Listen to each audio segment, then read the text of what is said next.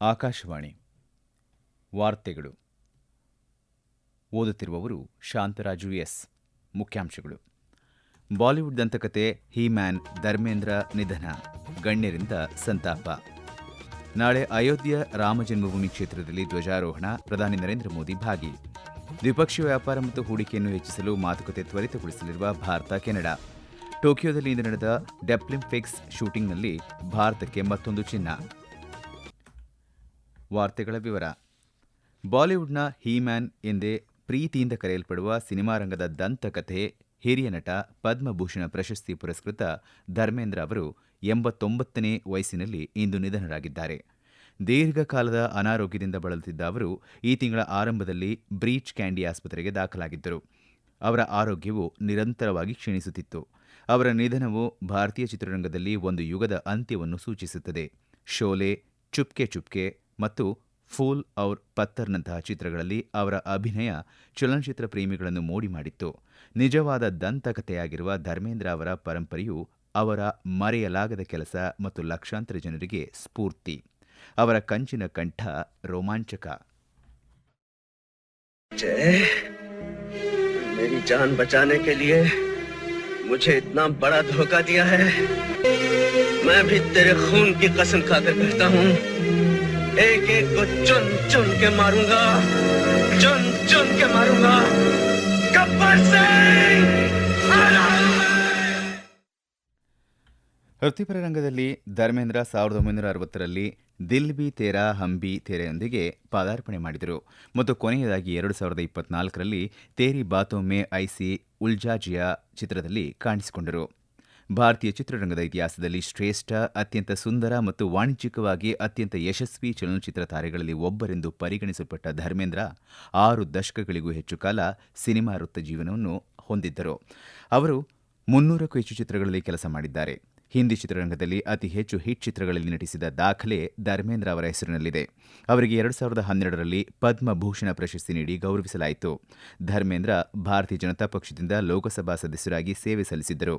ಅವರು 2004ರಿಂದ 2009ರವರೆಗೆ ರಾಜಸ್ಥಾನದ ಬಿಕನೇರ್ನಲ್ಲಿ ಪ್ರತಿನಿಧಿಸಿದರು. ಹಿರಿಯ ನಟ ಮತ್ತು ಪದ್ಮಭೂಷಣ ಪ್ರಶಸ್ತಿ ಪುರಸ್ಕೃತ ಧರ್ಮೇಂದ್ರ ಅವರ ನಿಧನಕ್ಕೆ ರಾಷ್ಟ್ರಪತಿ ದ್ರೌಪದಿ ಮುರ್ಮು ಮತ್ತು ಪ್ರಧಾನಿ ನರೇಂದ್ರ ಮೋದಿ, ಕೇಂದ್ರ ಗೃಹ ಸಚಿವ ಅಮಿತ್ ಶಾ, ರಕ್ಷಣಾ ಸಚಿವ ರಾಜನಾಥ್ ಸಿಂಗ್, ವಾರ್ತಾ ಮತ್ತು ಪ್ರಸಾರ ಸಚಿವ ಅಶ್ವಿನಿ ವೈಷ್ಣವ್ ಸೇರಿದಂತೆ ಹಲವು ಗಣ್ಯರು ಸಂತಾಪ ಸೂಚಿಸಿದ್ದಾರೆ. ಅಯೋಧ್ಯೆಯಲ್ಲಿ ನಾಳೆ ನಡೆಯಲಿರುವ ಶ್ರೀರಾಮ ಜನ್ಮಭೂಮಿ ತೀರ್ಥಕ್ಷೇತ್ರದ ಧ್ವಜಾರೋಹಣ ಕಾರ್ಯಕ್ರಮದಲ್ಲಿ ಪ್ರಧಾನಿ ನರೇಂದ್ರ ಮೋದಿ ಅವರು ಭಾಗವಹಿಸಲಿದ್ದಾರೆ. ಇದೇ ವೇಳೆ ಪ್ರಧಾನಿ ಸಭೆಯನ್ನು ಉದ್ದೇಶಿಸಿ ಮಾತನಾಡಲಿದ್ದಾರೆ. ಶ್ರೀರಾಮ ಜನ್ಮಭೂಮಿ ದೇವಾಲಯದ ಕಟ್ಟಡ ಕಾಮಗಾರಿಗಳೆಲ್ಲ ಪೂರ್ಣಗೊಂಡ ಹಿನ್ನೆಲೆಯಲ್ಲಿ ಈ ಕಾರ್ಯಕ್ರಮವನ್ನು ಹಮ್ಮಿಕೊಳ್ಳಲಾಗಿದೆ. ಈಗಾಗಲೇ ವೇದಾಚಾರ್ಯರುಗಳು ವೇದ ಘೋಷಗಳೊಂದಿಗೆ ವೈದಿಕ ಪದ್ಧತಿಯಂತೆ ಗಣಪತಿ ಪೂಜೆ, ಪಂಚಾಂಗ ಪೂಜೆ, ಷೋಡಶ ಮಾತೃಕಾ ಪೂಜೆ ಮತ್ತು ವಾಸ್ತು ಹಾಗೂ ನವಗ್ರಹ ಪೂಜೆಗಳನ್ನು ಶಾಸ್ತ್ರೋಕ್ತವಾಗಿ ನೆರವೇರಿಸಿದ್ದಾರೆ. ತಮ್ಮ ಭೇಟಿ ವೇಳೆ ಪ್ರಧಾನಿ ಮಾತಾ ಅನ್ನಪೂರ್ಣ ಮಂದಿರಕ್ಕೂ ಭೇಟಿ ನೀಡಲಿದ್ದಾರೆ. ರಾಮ ದರ್ಬಾರ್ ಗರ್ಭಗುಡಿಯಲ್ಲಿ ದರ್ಶನ ಪಡೆದು ಪೂಜೆ ಸಲ್ಲಿಸಿದ್ದಾರೆ. ಆ ನಂತರ ಅಯೋಧ್ಯೆ ನಗರದಲ್ಲಿ ಭವ್ಯ ರೋಡ್ ಶೋವನ್ನು ನಡೆಸಲಿದ್ದಾರೆ. ಹೊಸ ನೀತಿಯಡಿ ಪರಿಸರವನ್ನು ಉಳಿಸಲು ಸರ್ಕಾರ ಎಲ್ಲ ಉಷ್ಣ ಸ್ಥಾವರಗಳಿಗೆ ಕಡ್ಡಾಯ ಬಯೋಮಾಸ್ ಮತ್ತು ಪುರಸಭೆಯ ಘನ ತ್ಯಾಜ್ಯ ಬಳಸುವುದನ್ನು ಕಡ್ಡಾಯಗೊಳಿಸಿದೆ ಎಂದು ಕೇಂದ್ರ ಸಚಿವ ಪ್ರಹ್ಲಾದ್ ಜೋಶಿ ಹೇಳಿದ್ದಾರೆ. ಹರಿಯಾಣದ ರೇವಾರಿ ಜಿಲ್ಲೆಯಲ್ಲಿ ಇಂದು ಪ್ಯಾಲೆಟ್ ಸ್ಥಾವರವನ್ನು ಉದ್ಘಾಟಿಸಿ K2 ಬಯೋ ಎಥೆನಾಲ್ ಸ್ಥಾವರಕ್ಕೆ ಶಂಕುಸ್ಥಾಪನೆ ನೆರವೇರಿಸಿ ಮಾತನಾಡಿದ ಅವರು, ಮೊದಲು ಬೆಳೆ ತ್ಯಾಜ್ಯವು ರೈತರಿಗೆ ಮತ್ತು ಪರಿಸರಕ್ಕೆ ಹೊರೆಯಾಗಿತ್ತು. ಆದರೆ ಈಗ ಅದನ್ನು ಉಷ್ಣ ಸ್ಥಾವರಗಳಲ್ಲಿ ಪ್ಯಾಲೆಟ್ಗಳಾಗಿ ಬಳಸಲಾಗುತ್ತಿದೆ. ಇದು ರೈತರಿಗೆ ಲಾಭದಾಯಕವಾಗಿದೆ ಎಂದು ಹೇಳಿದರು. ಪ್ಯಾಲೆಟ್ ಸ್ಥಾವರವು ಕೂಳೆಯಿಂದ ದಿನಕ್ಕೆ 240 ಟನ್ ಪೆಲೆಟ್ಗಳನ್ನು ಉತ್ಪಾದಿಸುತ್ತದೆ ಮತ್ತು ಸ್ವಚ್ಛ ಪರಿಸರಕ್ಕೆ ಸಹಾಯ ಮಾಡುತ್ತದೆ. ಭಾರತದ E20 ಮಿಷನ್ ಮತ್ತು ನೆಟ್ ಝೀರೋ 2070 ಗುರಿಗಳನ್ನು ಬೆಂಬಲಿಸಲು ಬೆಳೆ ಅವಶೇಷಗಳನ್ನು ಎಥೆನಾಲ್, ಬಯೋಮಾಸ್ ಪೆಲೆಟ್ಗಳನ್ನು ಮತ್ತು ಗ್ರಾಮೀಣ ಉದ್ಯೋಗಗಳನ್ನಾಗಿ ಪರಿವರ್ತಿಸುವ ಗುರಿಯನ್ನು ಈ ಸ್ಥಾವರ ಹೊಂದಿದೆ. ಟೋಕಿಯೋದಲ್ಲಿ ಇಂದು ನಡೆದ 25ನೇ ಬೇಸಿಗೆ ಡೆಫ್ಲಿಂಪಿಕ್ಸ್ ಶೂಟಿಂಗ್ನಲ್ಲಿ ಮಹಿಳೆಯರ 25 ಮೀಟರ್ ಪಿಸ್ತೂಲ್ ಸ್ಪರ್ಧೆಯಲ್ಲಿ ಪ್ರಾಂಜಲಿ ಪ್ರಶಾಂತ್ ಧುಮಾಲ್ ಚಿನ್ನದ ಪದಕ ಗೆದ್ದಿದ್ದಾರೆ. ಇದು ಬಹುಕ್ರೀಡಾ ಸ್ಪರ್ಧೆಯಲ್ಲಿ ಅವರ 3ನೇ ಪದಕವಾಗಿದೆ. ಪ್ರಾಂಜಲಿ 600ರಲ್ಲಿ 573 ಅಂಕಗಳೊಂದಿಗೆ ಹೊಸ ವಿಶ್ವ ಮತ್ತು ಡೆಫ್ಲಿಂಪಿಕ್ ಅರ್ಹತಾ ದಾಖಲೆಯನ್ನು ಸ್ಥಾಪಿಸಿದ ನಂತರ ಫೈನಲ್ಗೆ ಮುನ್ನಡೆದರು.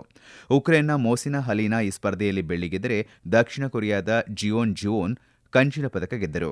ಇದರೊಂದಿಗೆ ನಡೆಯುತ್ತಿರುವ ಡಂಪ್ಲಿಪಿಕ್ಸ್ನಲ್ಲಿ ಭಾರತೀಯ ಶೂಟರ್ಗಳು ಇದುವರೆಗೆ 16 ಪದಕಗಳನ್ನು ಗೆದ್ದಿದ್ದಾರೆ. ಇದರಲ್ಲಿ 7 ಚಿನ್ನ, 6 ಬೆಳ್ಳಿ ಮತ್ತು 3 ಕಂಚು ಸೇರಿವೆ. ಒಟ್ಟಾರೆಯಾಗಿ ಭಾರತ ಇದುವರೆಗೆ 26 ಚಿನ್ನ, 9 ಬೆಳ್ಳಿ ಮತ್ತು 17 ಕಂಚುಗಳನ್ನು ಗೆದ್ದುಕೊಂಡಿದೆ. ವಾರ್ತೆಗಳನ್ನು ಕೇಳುತ್ತಿದ್ದೀರಿ.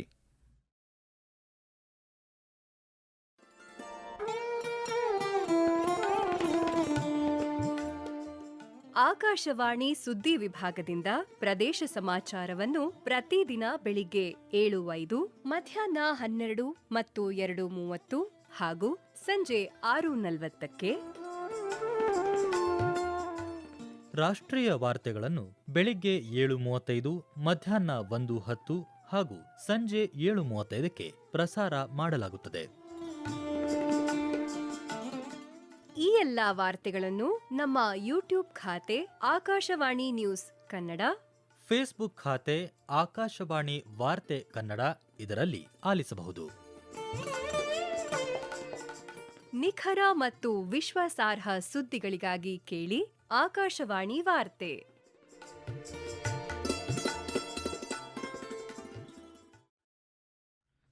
ಸರ್ಕಾರದ ಹೊಸ ಕಾರ್ಮಿಕ ಸುಧಾರಣೆಗಳು ಭವಿಷ್ಯಕ್ಕೆ ಸಿದ್ಧವಾದ ಆರ್ಥಿಕತೆಗೆ ಬದ್ಧತೆ, ಅನುಸರಣೆಯನ್ನು ಸರಳಗೊಳಿಸುವುದು, ಮಹಿಳಾ ಕಾರ್ಮಿಕರನ್ನು ಸಬಲೀಕರಣಗೊಳಿಸುವುದು ಮತ್ತು ಜಾಗತಿಕ ಮೌಲ್ಯ ಸರಪಳಿಯಲ್ಲಿ ದೇಶದ ಸ್ಥಾನವನ್ನು ಬಲಪಡಿಸುವುದನ್ನು ಪ್ರತಿಬಿಂಬಿಸುತ್ತವೆ ಎಂದು ಪ್ರಧಾನಿ ನರೇಂದ್ರ ಮೋದಿ ಇಂದು ಹೇಳಿದ್ದಾರೆ. ಕೇಂದ್ರ ಸಚಿವ ಮನ್ಸುಖ್ ಮಾಂಡವೀಯ ಅವರ ಲೇಖನವನ್ನು ಹಂಚಿಕೊಂಡ ಮೋದಿ, ವಿಶ್ವಾಸಾರ್ಹ ಜಾಗತಿಕ ಪಾಲುದಾರನಾಗಿ ಭಾರತದ ಏರಿಕೆಯನ್ನು ಜಗತ್ತು ಒಪ್ಪಿಕೊಳ್ಳುತ್ತದೆ ಎಂದು ಪ್ರತಿಪಾದಿಸಿದ್ದಾರೆ. ದ್ವಿಪಕ್ಷೀಯ ವ್ಯಾಪಾರ ಮತ್ತು ಹೂಡಿಕೆಯನ್ನು ಹೆಚ್ಚಿಸಲು ಭಾರತ ಮತ್ತು ಕೆನಡಾ ಮುಕ್ತ ವ್ಯಾಪಾರ ಒಪ್ಪಂದ ಮಾತುಕತೆಗಳನ್ನು ತ್ವರಿತಗೊಳಿಸಲಿದೆ ಎಂದು ಕೇಂದ್ರ ವಾಣಿಜ್ಯ ಮತ್ತು ಕೈಗಾರಿಕಾ ಸಚಿವ ಪಿಯೂಷ್ ಗೋಯಲ್ ಹೇಳಿದ್ದಾರೆ. ಇಂದು ನವದೆಹಲಿಯಲ್ಲಿ ಇಂಡೋ ಕೆನಡಾ ವ್ಯಾಪಾರ ಮಂಡಳಿಯನ್ನು ಉದ್ದೇಶಿಸಿ ಮಾತನಾಡಿದ ಅವರು, ನಿರ್ಣಾಯಕ ಖನಿಜಗಳು, ಶುದ್ಧ ಇಂಧನ, ಪರಮಾಣು ಶಕ್ತಿ ಮತ್ತು ಪೂರೈಕೆ ಸರಪಳಿ ವೈವಿಧ್ಯೀಕರಣದಲ್ಲಿ ಕೆನಡಾದೊಂದಿಗೆ ಸಹಯೋಗಕ್ಕೆ ಭಾರತವು ಗಣನೀಯ ಅವಕಾಶವನ್ನು ಎದುರು ನೋಡುತ್ತಿದೆ ಎಂದು ಹೇಳಿದರು. G20 ಶೃಂಗಸಭೆಯ ಸಂದರ್ಭದಲ್ಲಿ ಎರಡೂ ದೇಶಗಳ ಪ್ರಧಾನಮಂತ್ರಿಗಳು ನಡುವಿನ ಇತ್ತೀಚಿನ ಸಭೆಯನ್ನು ಉಲ್ಲೇಖಿಸಿದ ಗೋಯಲ್, 2030ರ ವೇಳೆಗೆ ಹೆಚ್ಚಿನ ಮಹತ್ವಾಕಾಂಕ್ಷೆಯ ಸಮಗ್ರ ಆರ್ಥಿಕ ಪಾಲುದಾರಿಕೆ ಒಪ್ಪಂದ ಮತ್ತು ದ್ವಿಪಕ್ಷೀಯ ವ್ಯಾಪಾರಕ್ಕಾಗಿ ಮಾತುಕತೆಗಳನ್ನು ಪ್ರಾರಂಭಿಸಲು ಉಭಯ ನಾಯಕರು ಒಪ್ಪಿಕೊಂಡಿದ್ದಾರೆ ಎಂದು ಹೇಳಿದರು. ಗೀತೆಯ ಸಂದೇಶವು ಭಾರತದ ಗಡಿಗಳಿಗೆ ಸೀಮಿತವಾಗಿಲ್ಲ, ಅದು ಸಾರ್ವತ್ರಿಕ ಗ್ರಂಥವಾಗಿದೆ. ಗೀತೆ ನಮ್ಮೆಲ್ಲರ ಜೀವನದ ಮೇಲೆ ಪ್ರಭಾವ ಬೀರಿದೆ. ಹರಿಯಾಣ ಸರ್ಕಾರವು ಗೀತೆಯ ಪ್ರಚಾರವನ್ನು ಸಂಪೂರ್ಣವಾಗಿ ಬೆಂಬಲಿಸುತ್ತಿದೆ.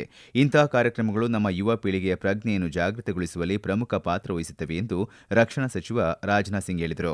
ಅವರು ಕುರುಕ್ಷೇತ್ರ ವಿಶ್ವವಿದ್ಯಾಲಯ, ವಿದೇಶಾಂಗ ವ್ಯವಹಾರಗಳ ಸಚಿವಾಲಯ ಮತ್ತು ಕುರುಕ್ಷೇತ್ರ ಅಭಿವೃದ್ಧಿ ಮಂಡಳಿಯ ಜಂಟಿ ಆಶ್ರಯದಲ್ಲಿ ಇಂದು ಭಗವದ್ಗೀತೆಯಲ್ಲಿ ಹೇಳಿರುವ ಸ್ವಧರ್ಮ ಕರ್ತವ್ಯದ ಮೇಲಿನ ಭಕ್ತಿ, ಶಾಂತಿ, ಸದ್ಭಾವನೆ ಮತ್ತು ಸ್ವದೇಶಿಯ ಮನೋಭಾವ ಎಂಬ ವಿಷಯದ ಮೇಲೆ ಆಯೋಜಿಸಲಾದ ಅಂತಾರಾಷ್ಟ್ರೀಯ ಗೀತ ಸಮ್ಮೇಳನವನ್ನು ಉದ್ದೇಶಿಸಿ ಮಾತನಾಡುತ್ತಿದ್ದರು.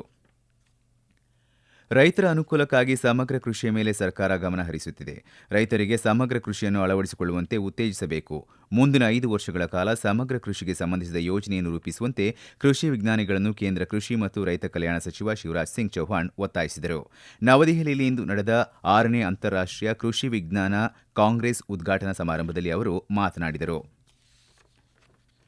ರಕ್ಷಣಾ ಖಾತೆ ರಾಜ್ಯ ಸಚಿವ ಸಂಜಯ್ ಸೇಠ್ ಇಂದು ನವದೆಹಲಿಯಲ್ಲಿ ಒಮಾನ್ ರಕ್ಷಣಾ ಸಚಿವಾಲಯದ ಪ್ರಧಾನ ಕಾರ್ಯದರ್ಶಿ ಡಾ ಮೊಹಮ್ಮದ್ ಬಿನ್ ನಸೀರ್ ಬಿನ್ ಅಲಿ ಅಲ್ ಜಾಬಿ ಅವರನ್ನು 13ನೇ ಜಂಟಿ ಮಿಲಿಟರಿ ಸಹಕಾರಿ ಸಮಿತಿ ಸಭೆಯ ಸಂದರ್ಭದಲ್ಲಿ ಭೇಟಿಯಾದರು. ಸಭೆಯಲ್ಲಿ ಭಾರತ ಒಮಾನ್ ರಕ್ಷಣಾ ಸಹಕಾರದ ಪ್ರಗತಿಯನ್ನು ಎರಡೂ ಕಡೆಯವರು ಪರಿಶೀಲಿಸಿದ್ದಾರೆ. ಗುವಾಹತಿಯಲ್ಲಿ ನಡೆಯುತ್ತಿರುವ ಭಾರತ ಮತ್ತು ದಕ್ಷಿಣ ಆಫ್ರಿಕಾ ನಡುವಿನ ದ್ವಿತೀಯ ಟೆಸ್ಟ್ ಕ್ರಿಕೆಟ್ ಪಂದ್ಯದ 3ನೇ ದಿನದಾಟ ಮುಕ್ತಾಯವಾಗಿದೆ. ದಕ್ಷಿಣ ಆಫ್ರಿಕಾ 2ನೇ ಇನ್ನಿಂಗ್ಸ್ನಲ್ಲಿ ಯಾವುದೇ ವಿಕೆಟ್ ನಷ್ಟವಿಲ್ಲದೆ 26 ರನ್ ಗಳಿಸಿದ್ದು, ರಿಯಾನ್ ರಿಕಲ್ಟನ್ 13 ಹಾಗೂ ಹೇಸನ್ ಮಾಕ್ರಮ್ 12 ರನ್ ಗಳಿಸಿ ಕ್ರೀಸ್ನಲ್ಲಿದ್ದಾರೆ. ದಕ್ಷಿಣ ಆಫ್ರಿಕಾ ಒಟ್ಟಾರೆಯಾಗಿ 314 ರನ್ಗಳ ಮುನ್ನಡೆಯಲ್ಲಿದೆ. ಇದಕ್ಕೂ ಮುನ್ನ ಮೊದಲ ಇನ್ನಿಂಗ್ಸ್ನಲ್ಲಿ ದಕ್ಷಿಣ ಆಫ್ರಿಕಾ 489 ರನ್ಗಳಿಗೆ ಆಲ್ಔಟ್ ಆಗಿತ್ತು. ಭಾರತ ಮೊದಲ ಇನ್ನಿಂಗ್ಸ್ನಲ್ಲಿ 201 ರನ್ಗಳಿಗೆ ತನ್ನೆಲ್ಲ ವಿಕೆಟ್ ಕಳೆದುಕೊಂಡು ಹಿನ್ನಡೆ ಅನುಭವಿಸಿದೆ. ವಿಶ್ವ ಬಾಕ್ಸಿಂಗ್ ಕಪ್ 2025ರ ಫೈನಲ್ನಲ್ಲಿ ಭಾರತೀಯ ಬಾಕ್ಸರ್ಗಳ ಪ್ರದರ್ಶನಕ್ಕಾಗಿ ಕೇಂದ್ರ ಗೃಹ ಸಚಿವ ಅಮಿತ್ ಶಾ ಇಂದು ಅಭಿನಂದಿಸಿದ್ದಾರೆ. 9 ಚಿನ್ನ, 6 ಬೆಳ್ಳಿ ಮತ್ತು 5 ಕಂಚಿನ ಪದಕಗಳು ಸೇರಿದಂತೆ 20 ಪದಕಗಳನ್ನು ಗೆದ್ದ ತಂಡವನ್ನು ಅವರು ಸಾಮಾಜಿಕ ಜಾಲತಾಣದಲ್ಲಿ ಶ್ಲಾಘಿಸಿದ್ದಾರೆ.